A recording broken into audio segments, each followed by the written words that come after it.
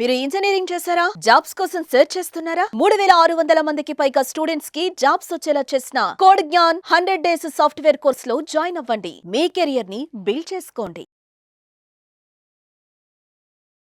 Welcome to Suman TV. నేను మీ Suman TV Nag. హక్కు విడుదల పత్రం అంటే ఏంటి, దానికి సంబంధించినటువంటి పూర్తి సమాచారం ఏంటి అనేది ఈరోజు మనతో పాటు హైకోర్టు అడ్వకేట్ అలగరి రవీంద్రనాథ్ గారు ఉన్నారు. అది వారి మాటలోనే తెలుసుకుందాం. Hello sir. హాయ్ అండి నాగరాజ్ గారు. హక్కు విడుదల పత్రం అంటే ఏంటి, దాని జనరల్ గానే ఎలాంటి రైట్స్ ఉంటాయి, ఏ సందర్భాల్లో దాన్ని మనం యూటిలైజ్ చేసుకోవాల్సినటువంటి బాధ్యత ఉందంటారు? నాగరాజ్ గారు, ఒకప్పుడు చట్టాలపైన హక్కులపైన పెద్దగా అవగాహన ఉండేది కాదు.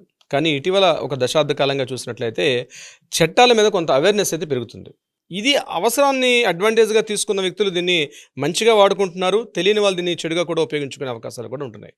ఈ హక్కు విడుదల పత్రం అని ఏదైతే మనం ఇప్పుడు మాట్లాడుకోబోతున్నామో ఇది చాలా కీలకమైనటువంటి పత్రం. ఇది అంటే వారసత్వపు హక్కుల మీద, అంటే ఫ్యామిలీలో జాయింట్ ఫ్యామిలీస్ మధ్య ఉన్నటువంటి సందర్భాల్లో ఆ ప్రాపర్టీస్ని అందరూ కూడా ఎవరెవరికి ఎంత భాగ పంపకాలు జరగాలి అనే సందర్భంలో అందరికీ కూడా రైట్స్ ఉంటాయి. ఉదాహరణకి ఒక తాతగారి ప్రాపర్టీ ఉంది. ఆ తాతగారికి 4 కొడుకులు ఉన్నారు. అందులో ఒక కొడుకు మరలా 3 పిల్లలు ఉన్నారు. ఇక్కడ తాతగారి యొక్క ఆస్తి ఆ 4 పిల్లలకి వస్తుంది. అందులో ఉన్నటువంటి ఒక్కొక్క అబ్బాయి కూడా ప్రాపర్టీ చెందుతుంది. మరలా అక్కడ ఉన్నటువంటి ఆడపిల్లలకు కూడా హక్కు ఉంటుంది. అందులో ఒక్కొక్కరికి మరలా 1-2 పిల్లలు ఉంటే వాళ్ళకు కూడా ఆ యొక్క ప్రాపర్టీ మీద హక్కు ఉంటుంది.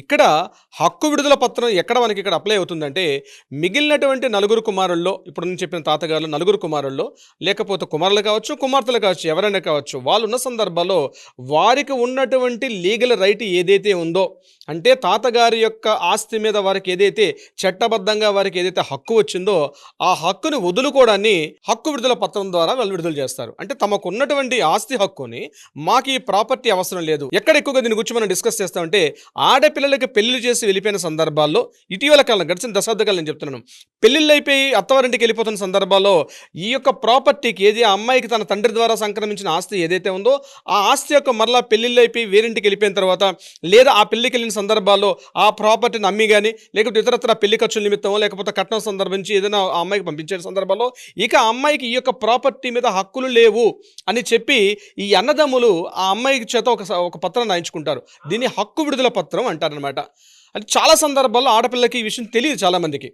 ఏదో సరే మా నాన్నగారు ప్రాపర్టీ కదా, మా అన్నయ్యలు ఇంత కష్టపడి పెళ్లి చేశారు కాబట్టి ఓకే, ఏదో పేపర్ మీద సంతకం పెట్టారని చెప్పి ఒక పేపర్ మీద సంతకాలు పెట్టేసి వెళ్ళిపోయిన తర్వాత, లేదు ఆ యొక్క ప్రాపర్టీస్ మీద మాకు కూడా హక్కు ఉందని తెలిసి మరలా ఆడపిల్లలు మమ్మల్ని చాలామంది అప్రోచ్ అవుతుంటారు. సార్ ఆ ప్రాపర్టీ ఉంది, మాకు కూడా హక్కు ఉంది కదా సార్, ఆడపిల్లల హక్కు ప్రకారం మాకు కూడా హక్కు చట్టం ఉంది కదా, మాకు వర్తిస్తుందని వచ్చినప్పుడు, ఏమా మీరు ఏమైనా పత్రాలు ఏమైనా సమర్పించారంటే, లేదు సార్ ఏదో ఒక పేపర్ తీసుకొచ్చారు, ఆ పేపర్ మీద ఆ సందర్భంలో ఆ పెళ్లి సందర్భంలో సంతకాలు పెట్టేస్తాం అని చెప్తూ ఉంటారు. అయితే ఆ సందర్భంలో చెప్పినటువంటి రిలీజింగ్ అంటే ప్రాపర్టీ రిలీజింగ్, అంటే ప్రాపర్టీ రైట్ రిలీజింగ్, ఆ ప్రాపర్టీ మీద హక్కును వదులుకోవడాన్ని హక్కు విడుదల పత్రం అంటే ఇది చాలా కీలకమైనటువంటి పత్రం. నేను అందుకని అమ్మాయిలకి వీడియో ద్వారా చెప్తున్నాను, మీకు ఏదైనా ప్రాపర్టీ మీ తాతల నుంచి కానీ నాన్నగారి దగ్గర నుంచి ప్రాపర్టీ వచ్చిన సందర్భాల్లో మీరు ఏదైనా సొంత మీ అన్నదమ్ములైనా సరే మీరు ఒక పేపర్ మీద సంతకం పెట్టేటప్పుడు ఖచ్చితంగా ఒక లీగల్ అడ్వైజర్ని సంప్రదించండి.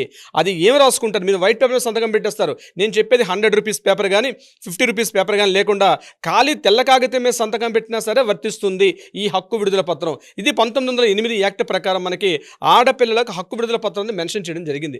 అంటే ఆ ప్రాపర్టీ మీద పూర్తిగా హక్కులు విడుదల చేసేసుకుంటారు కాబట్టి ఇక అన్నదమ్ములు బాగా పంపకాలు చేసుకుంటారు. ఇది ఒక సందర్భం.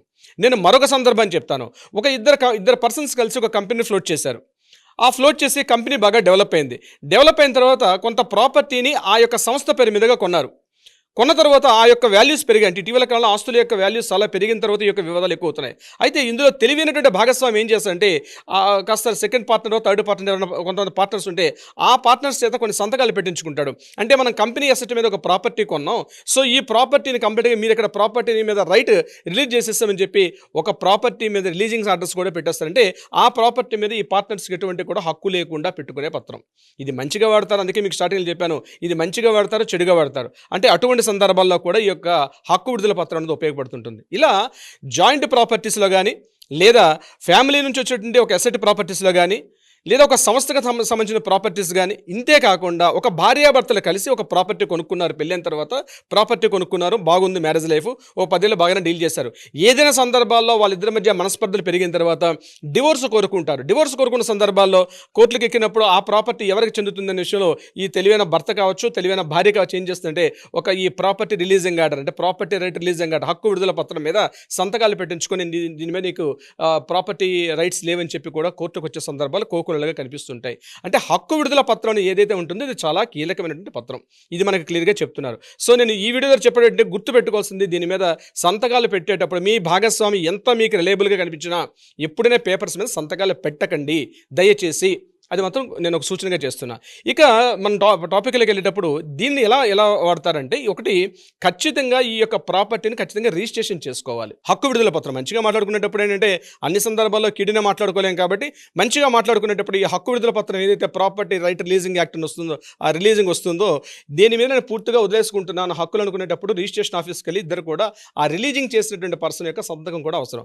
దీనితో పాటు ఇద్దరు సాక్షులు కూడా సంతకాలు పెట్టించుకోవాలి. ఇది ఖచ్చితంగా రిజిస్ట్రేషన్ చేయాల్సిన అవసరం. చాలా మంది ఏమనుకుంటారంటే జస్ట్ పేపర్ మీద రాసేసుకున్నాం కాబట్టి హక్కు ఉండదని. కానీ ఇటీవలకు వచ్చినటువంటి కొన్ని సుప్రీంకోర్టు ఇచ్చినటువంటి కొన్ని తీర్పుల్లో క్లియర్గా చెప్తున్నారు దీనికి తప్పనిసరిగా రిజిస్ట్రేషన్ చేసుకోవాలి అని చెప్పి 1908 రిజిస్ట్రేషన్ యాక్ట్ ప్రకారం కూడా ఖచ్చితంగా రిజిస్ట్రేషన్ చేసుకున్న అదటి ఎస్ఆర్ఓకి ఉంటుంది, ఆంతరుగా చేసుకోవాల్సింది. ఇంకొక పాయింట్ ఏంటంటే, ఒకసారి ప్రాపర్టీ అంటే హక్కు విడుదల పత్రం మీద సంతకాలు పెట్టిన తర్వాత ఎట్టి పరిస్థితుల్లో కూడా దాన్ని ఛాలెంజ్ చేసే అధికారం మాత్రం ఎట్టి పరిస్థితులు రిలీజింగ్ చేసినటువంటి పర్సన్కి ఆ యొక్క హక్కు మీద ఛాలెంజింగ్ చేసే అధికారం అయితే ఎట్టి పరిస్థితుల్లో ఉండదు. ఒకసారి మీరు సంతకం పెట్టారు అంటే తప్పనిసరిగా దాని మీద సర్వ హక్కులను కూడా మీరు వదులుకునే అవకాశం ఉంటుంది. అంతేకాకుండా మీకు సంబంధించిన వారసులు ఉంటారు, అంటే మీకు సంబంధించిన కొడుకులు కానీ కూతుర్లు కానీ ఎవరైనా వచ్చి మా నాన్నగారు ఏదో తెలియకుండా చేసేసారనో, లేదా మా భార్య సరిగ్గా తెలియకుండా చేసేసారు కాబట్టి ఈ వారసులకు ఏమైనా హక్కు ఉంటుందంటే, ఒకసారి హక్కు విడుదల పత్రం మీద సంతకం పెట్టిన తర్వాత పిల్లలకు కానీ వారసులకు కానీ దాని ఎటువంటి రైట్స్ కూడా ఉండే అవకాశం కూడా ఎట్టి పరిస్థితుల్లో అవకాశం లేదు నాగరాజు గారు. అండ్ కొంతమంది ఈ ప్రాసెస్ని కూడా ఎలా క్లియర్ చేసుకుంటే బాగుంటుంది అనుకునేటువంటి వాళ్ళు చాలా మంది ఉన్నారు. అంటే ఇప్పటికీ మనం వీడియో రిలీజ్ చేస్తే తప్ప తెలియనటువంటి వాళ్ళు చాలా మంది ఉన్నారు. ఆడపిల్లలకు కొన్ని విషయాలు తెలియదు. అవునండి. వాళ్ళు ఏం చేస్తారంటే ప్రేమ, అనురాగాలు, ఆప్యాయత వాటిలోనే ఎక్కువగా కుటుంబాన్ని కాపాడుకుందాము, కుటుంబంతో మనకి ఎందుకు గొడవలు పెట్టుకోవటం అనేటువంటి ఉద్దేశంతో ఉంటారు. బట్ మీ బాధ్యత మీకు ఏ హక్కులు ఉన్నాయని తెలుసుకోవటం అనేది. సో వాటికి సంబంధించినటువంటి వాటిలోనే సరే వీడియో చూసిన తర్వాత డెఫినెట్గా 10 మంది షేర్ చేసి మీకు ఇంకేమైనా డౌట్స్ ఉంటే కింద కామెంట్ బాక్స్లో పోస్ట్ చేయండి. కొంతమంది అయితే అపాయింట్మెంట్ తీసుకుందామని అనుకుంటూ ఉంటారు సార్, మీ పర్సనల్ అపాయింట్మెంట్ తీసుకుందాం అనుకునేటువంటి వాళ్ళు ఉంటారు దీన్ని క్లియర్ చేసుకోవడం కోసమే. సో మీ పర్సనల్ అపాయింట్మెంట్ తీసుకోవాలి అంటే ప్రాసెస్ ఏంటి, ఎలా? కింద స్క్రోల్ అవుతున్న నెంబర్ని కాంటాక్ట్ కానీ అట్లీస్ట్ వాట్సాప్లో డీటెయిల్స్ పంపిస్తే మా పర్సన్స్ సంప్రదిస్తారు. లేకపోతే మీరు డైరెక్ట్గా ఆ నెంబర్కి కాల్ చేసి కూడా అపాయింట్మెంట్ తీసుకోవచ్చు Nagaraj garu. Anyways thank you అండి, thank you so much Alagar Ravindranath garu. Thank you so much Nagaraj garu. చూసారు కదా వీడియో. ఈ వీడియోపై మీ అభిప్రాయం కమెంట్ బాక్స్లో పోస్ట్ చేయండి. ముఖ్యంగా మీరు కనుక హైకోర్టు అడ్వకేట్ అలగర్ రవీంద్రనాథ్ గారిని అప్రోచ్ అవ్వాలి అనుకుంటే అపాయింట్మెంట్ కోసం స్క్రీన్ మీద కనిపిస్తున్న contact number call or message WhatsApp చేసి వెంటనే అపాయింట్మెంట్ బుక్ చేసుకోండి. ఈ వీడియో లైక్ చేయండి, షేర్ మాత్రం తప్పకుండా చేయండి. ఇలాంటి మరిన్ని వీడియోస్ కోసం మా ఛానల్ ఫాలో అవ్వండి. Thank you. సుమన్ టీవీలో మీ పర్సనల్ అండ్ బిజినెస్ ప్రమోషన్స్ కోసం కింది నెంబర్కి కాంటాక్ట్ చేయండి.